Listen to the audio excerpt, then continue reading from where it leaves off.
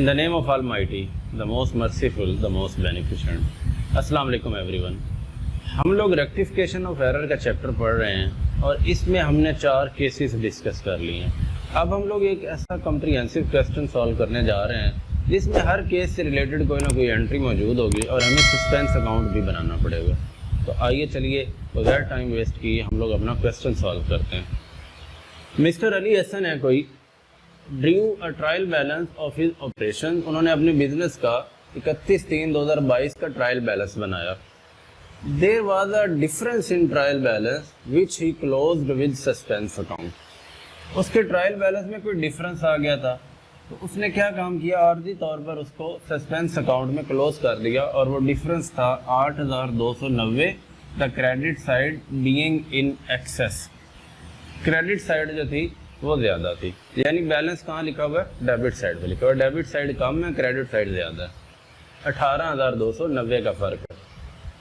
तो हमें उन्होंने कहा है कि जब उन्होंने उसका एनालाइज किया अपने ट्रांजैक्शंस को तो ये कुछ वजूहात जो है ना वो सामने आई हैं जिसकी वजह से ये डिफरेंस आया है। तो अब हमें कहा जा रहा है कि आप इनकी रेक्टिफाई एंट्री करें और इसको जो डिफरेंस आया इसको ख़त्म करने में हेल्प आउट करें। तो देखते हैं जी, सबसे पहली एंट्री क्या है। परचेज बुक जो है for the month of April 2021 was under cast. ये एरर ऑफ कास्टिंग की है।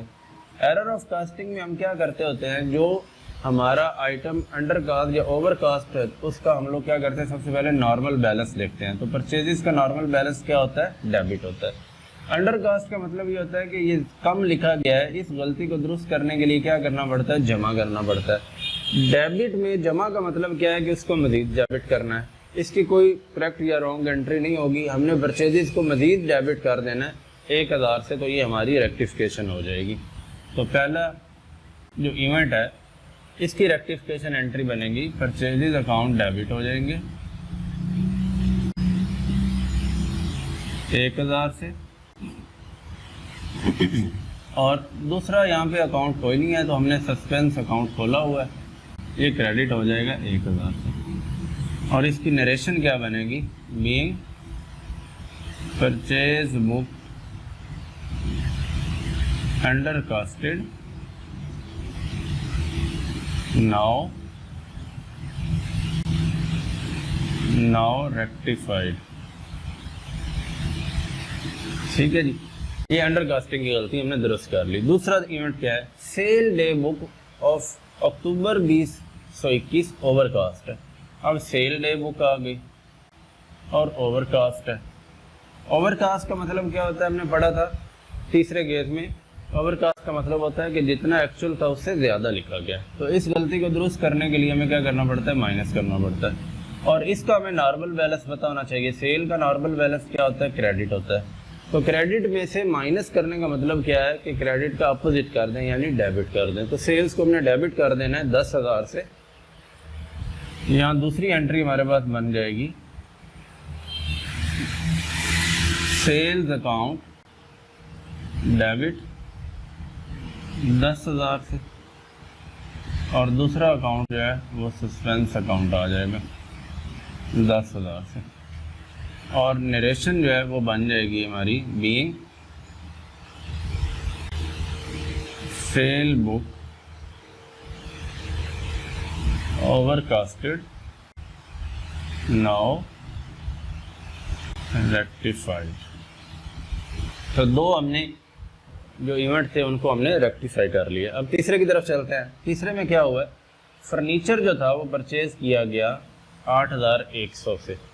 ठीक है, was entered in furniture account as 810। पहले हम इसकी करते हैं कि इसकी करेक्ट एंट्री क्या होनी थी। जब फर्नीचर परचेज किया था इसकी एंट्री होनी थी, फर्नीचर आ रहा है बिजनेस में, फर्नीचर ने डेबिट होना था 8,100 से और कैश ने क्रेडिट होना था 8,100 से। ये इसकी करेक्ट एंट्री थी। हमने क्या किया, फर्नीचर के अकाउंट में 810 लिख दिया। ये केस नंबर 1 में हमने पढ़ा था, किसी एक अकाउंट के अंदर गलती कर देना, यानी फर्नीचर जो है इसको हमने डेबिट कर दिया 810 से। लेकिन ये नहीं कहा कि कैश भी गलत हुआ है, क्योंकि ये फर्नीचर अकाउंट की गलती, ये अकाउंट की गलती का मतलब होता है सिर्फ वो अकाउंट इफेक्ट हुआ है, जो दूसरा अकाउंट है उसके साथ जुड़ा हुआ वो इफेक्ट नहीं हुआ। तो कैश अकाउंट जो है वो दुरुस्त लिखा गया, 8100 लिखा गया। तो ये जो इवेंट हमारा इसका जो हिस्सा दुरुस्त है उसको मज़ीद दुरुस्त करने की ज़रूरत नहीं है। तो कैश को तो हमने रेक्टिफाई करना नहीं है। अब बच गया हमारे एक हिस्सा करेक्ट का और एक हिस्सा रॉन्ग का। अब रेक्टिफाई करते हुए हम क्या करते होते हैं, करेक्ट का जो डेबिट है वो डेबिट ही रहेगा और रॉन्ग का जो डेबिट है वो क्या बन जाता है, क्रेडिट बन जाता है। रॉन्ग वाले को हमने रिवर्स करना होता है और करेक्ट वाले को एज इट इज लिखना होता है। लेकिन मसला क्या हुआ है यहाँ पे, मसला ये हुआ है कि इधर भी फर्नीचर है इधर भी फर्नीचर, यहाँ अकाउंट तो सेम डेबिट हुए हैं, अकाउंट का तो मसला ही कोई नहीं है। फिर मसला कहाँ पर है, मसला यहाँ पर है, यहाँ 8100 है, यहाँ 810 है। लिखा तो हमने फर्नीचर में ही है लेकिन हमने कम लिख दिया फर्नीचर में, तो ये अंडर कास्टिंग बन गई है। अब अंडर कास्टिंग के अंदर हम कैसे दूर करते होते हैं, उतने से मज़ीद वही कर देते हैं, यानी हमने डेबिट करना था तो हमने मज़ीद इसमें डेबिट कर देंगे जो इनका डिफरेंस है। अब इनका डिफरेंस देखते हैं कि कितने का है, 8100 और 810।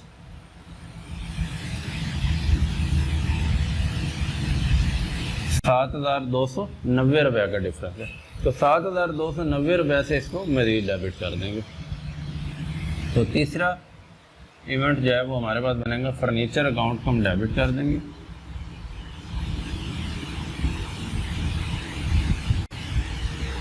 ₹7290 से, और सस्पेंस अकाउंट जो है ये क्रेडिट हो जाएंगे। और यहाँ आ जाएगा being furniture account under casted now rectified. ठीक है जी, 3 हो गए। चौथा देखें जी, a bill for 10,000 drawn by Ali. Ali ने एक बिल ड्रा किया था, तो चलिए जी बिल ड्रा करने की एंट्री करते हैं। बिल जब ड्रा किया, बिजनेस भी तो अली का ही है, तो इसका मतलब ये ड्रायर है। ड्रायर जो होता है वो क्या करेगा, इसकी एंट्री बिल रिसीवेबल को डेबिट करेगा और अमाउंट है 10,000, और जिस पर बिल ड्रा किया जाता है वो हमारा कोई क्रेडिटर होता है,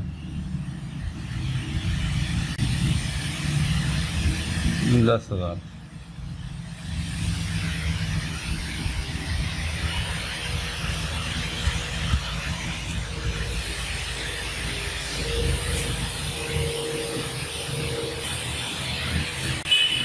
जिस पर बिल ड्रा किया जाएगा वो हमारा कोई डेटर होता है, तो डेटर अकाउंट जो है वो क्रेडिट हो जाएगा 10,000।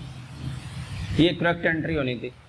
हुआ क्या है, वाज ओमिटेड टू रिकॉर्ड करना ही भूल गए, तो ये एरर ऑफ ओमिशन आ गई, यानी इधर कुछ भी दर्ज नहीं किया। तो एरर ऑफ ओमिशन हमने सीखा है कि कंप्लीट ओमिशन की सूरत में हम इस इवेंट को एज इट इज जर्नलाइज कर देते हैं, तो ये रेक्टिफिकेशन बन जाती होती है। तो इसकी रेक्टिफिकेशन क्या बनेगी, इसी इवेंट को एज इट इज यहाँ पे दर्ज कर देंगे।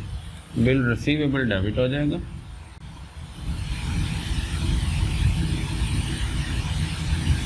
$10,000 से,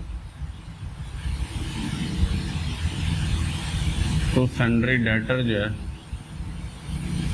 क्रेडिट हो जाएगा 10,000 से। नरेशन बन जाएगी being bill receivable drawn but omitted to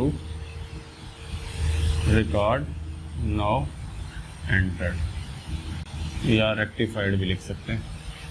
ठीक है जी, 4 इवेंट हो गए। 5वां देखते हैं। मशीनरी परचेज की जा रही है 10,000 की।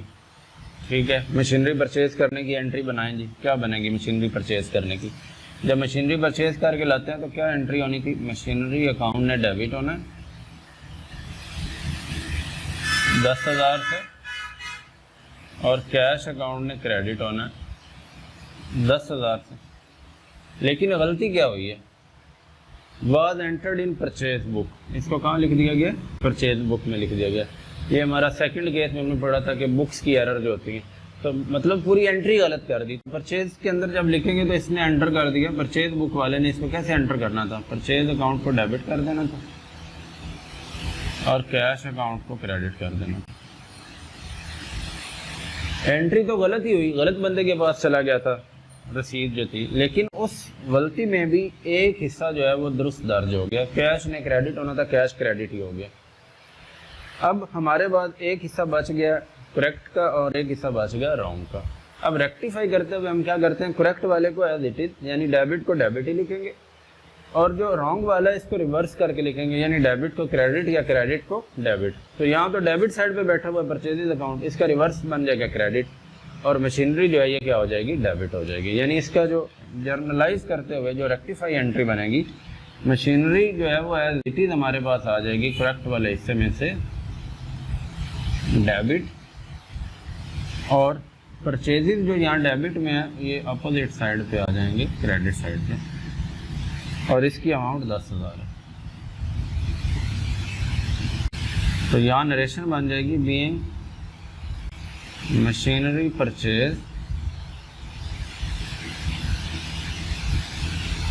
Entered in purchase book now rectified.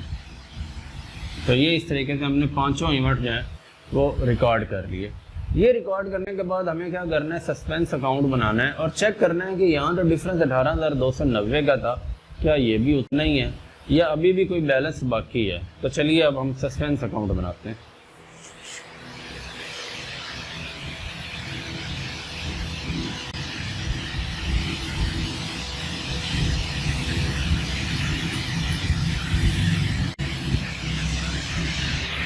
Suspense account एक लेजर की तरह से अकाउंट होगा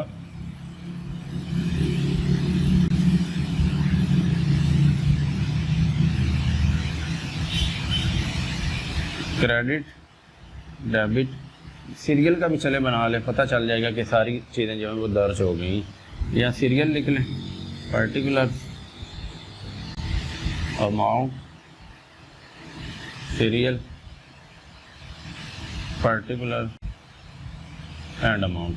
अब यहाँ से देखें पहली एंट्री में परचेज क्या हो रहा है, क्रेडिट हो रहा है 1,000 से, तो क्रेडिट साइड पे लिखेंगे, लेकिन नाम कौन सा यूज होगा, परचेजेस का। तो पहले के अंदर आ जाएगा बाय परचेजेस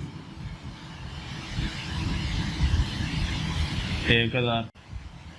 दूसरी एंट्री में फिर सस्पेंस क्रेडिट साइड पे, तो क्रेडिट साइड पे लिखा जाएगा बाय सेल्स से, बाय सेल्स अकाउंट, और इसकी अमाउंट अब 10,000 है।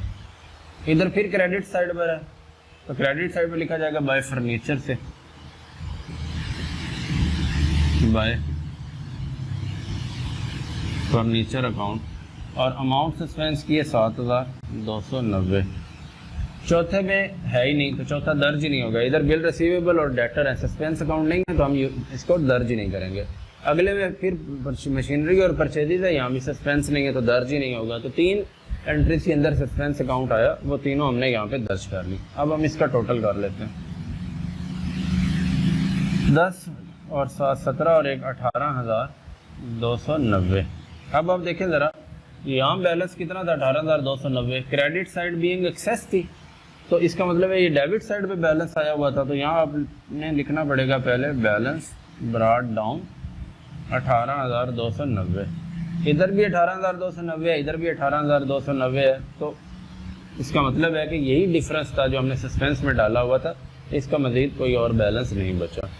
अब हमें इसका पता चला कि ट्रायल बैलेंस में जब हमने 18,290 डेबिट साइड में लिखा था कि डेबिट साइड हमारी कम है, और हमें पता नहीं था तब कि किस वजह से कम है। फिर हमने जब अपनी सारी बुक्स ऑफ अकाउंट्स को गो थ्रू किया तो वहाँ से हमें ये 5 डिस्क्रिपेंसीज नज़र आई। हमने इनको जर्नलाइज किया, रेक्टिफाई किया। रेक्टिफाई करने के बाद देखा तो परचेज, सेल और फर्नीचर ये वो अकाउंट थे जो गलत लिखे हुए थे, जिस वजह से हमें सस्पेंस का बैलेंस लिखना पड़ा। Although bill receivable, debtor, machinery और परचेजेस भी गलत थे, लेकिन इनका रिजल्ट ट्रायल बैलेंस पे नहीं आ रहा था। इसी वजह से इनको हमने क्या नाम दिया था, ये एरर्स कौन सी होती हैं, ये कंपनसेटिंग एरर्स होती हैं। यानी इनका डेबिट क्रेडिट बराबर था, ट्रायल बैलेंस से हमें नहीं पता चला कि ये गलत है। ट्रायल बैलेंस ने सिर्फ सस्पेंस अकाउंट के बारे में बताया, तो ये हमें जब हमने थारोली इसका एनालाइज किया तब कंपनसेटिंग एरर्स जो हैं वो सामने आए। तो इस तरीके से हम सस्पेंस अकाउंट बनाते हैं और रेक्टिफिकेशन करते हैं। तो रेक्टिफिकेशन ऑफ एरर का चैप्टर यहाँ हमारा ख़त्म हो जाएगा। उम्मीद है आपको इसकी अच्छे से समझ आ गई होगी, लेकिन फिर भी जहाँ पर किसी को भी कोई इवेंट रेक्टिफाई करते हुए, दर्ज करते हुए मुश्किल लगे तो वो कमेंट सेक्शन में पूछ सकता है।